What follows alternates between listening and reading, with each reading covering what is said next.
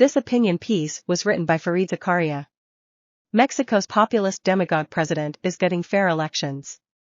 Mexico could be entering a golden age, perfectly placed as it is to benefit from the growing tension between the United States and China.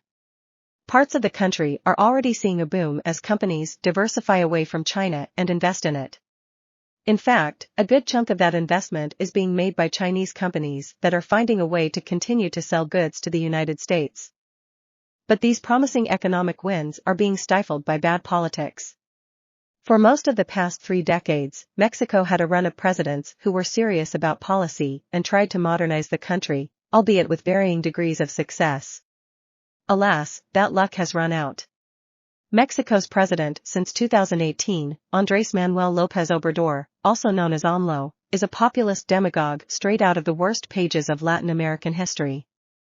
López Obrador's COVID policies were a disaster. Mexico has had one of the highest COVID case fatality ratios in the world. His economic policies have been anti-growth. By one estimate, nearly 4 million Mexicans have slipped into poverty since 2019. He has failed to take on the drug cartels. And he has attacked Mexican political institutions, many of which had acquired legitimacy and competence only recently. His current effort might be the most dangerous. For most of the 20th century, Mexico was a one-party state whose fraudulent elections ensured that the ruling party always won. That changed in 2000, when President Ernesto Zedillo's electoral reforms enabled the country's first free and fair elections, which the ruling party lost. Out of the same spirit of democratization came the National Electoral Institute, which has developed a reputation for being independent and competent. That agency is now López Obrador's target. Last month, his party passed a bill to drastically weaken that agency. He initially pushed a plan that would have killed the agency altogether and replaced it with a new body, but he couldn't clear the bar to pass a constitutional amendment. So he has settled for legislation that hollows it out. Its budget will be cut by nearly a third. Many local offices will be closed, and 6,000 staff members will be laid off. Its powers will be curtailed, taking some teeth out of the watchdog. He says he is doing this to improve the voting process and save tens of millions of dollars a year. López Obrador cannot legally run for a second term as president. He is taking these steps to ensure that the next elections result in legislative victory for his party, which he plans to continue to dominate. The Supreme Court is expected to hear challenges to the president's gutting of the agency in the near future. The elections agency has not been perfect, but it is a pillar of Mexico's fledgling democracy. Polls show it is the country's most trusted institution after the armed forces. López Obrador's attack on it has been part of his assault on several non-governmental organizations and independent government agencies, including those dealing with corruption and human rights.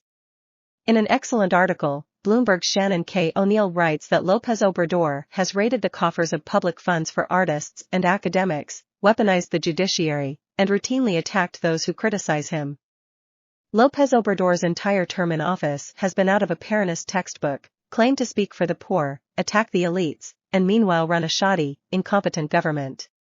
When a journalist reported on the lavish life his son lived in the United States, he revealed the journalist's personal income information, a move some have called illegal and unconstitutional.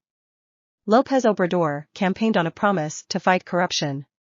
But according to the non-governmental group Mexicans Against Corruption and Impunity, his government awards 3 out of 4 contracts using a no-bid system that does not even ask for competing offers. Meanwhile, the state has lost its capacity to rein in the drug cartels, which run large parts of the country. López Obrador campaigned on the slogan of hugs, not bullets, but in office he simply ceded the issue to the military, which is deeply riddled with corruption and drug money.